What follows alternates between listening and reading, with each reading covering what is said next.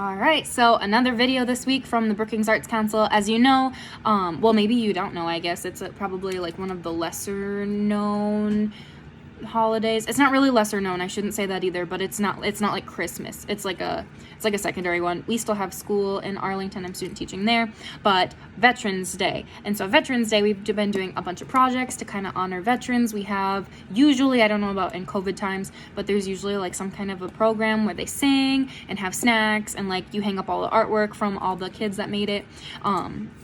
But either way, I'm going to show you how to draw a poppy. So a poppy is a flower that is kind of symbolizing like Veterans Day. It's the red one. I think there's like a group that you can like donate money and you get like the red, like it has like the bottom that's like a, oh my gosh, like a wire, and then they're just paper, but super cool, kind of cool flowers. I did it with my first graders today, and they really turn out like kind of cute.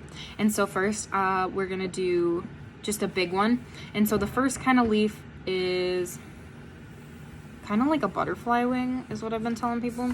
It's kind of like that, almost like a butterfly, like a really super simple butterfly wing. I'm gonna do that just like flipped and like down here. I don't want these to touch necessarily. So another kind of set. So we got those two, and then there's two more on either side. And so really kind of pretty flowers. And then they have like a middle kind of like, I think it's like the stamen is what it's technically called, like in biology. But that middle piece that is typically a different color. My cats are fighting, sorry. And then there's like the pieces that come out and kind of like hold the petals to kind of the stem. You can always add like, I think they just have like regular like leaves. I guess I could show you probably like okay, hang on, I got caught up in drawing a leaf. Okay, so we did this part. It's just a round circle, and then there's like these like triangle things that come off that like hold each petal like to this part, because this connects to like the stem. And then I drew this leaf over here, and then just some of those. So that's what we got. So as far as this goes, this is pretty much done. The next step is coloring it. They are traditionally red, or like a really bright kind of like red orange. The middle is black, and then like leaves are just like green, like pretty much all leaves are. From there, I want you to cut it out.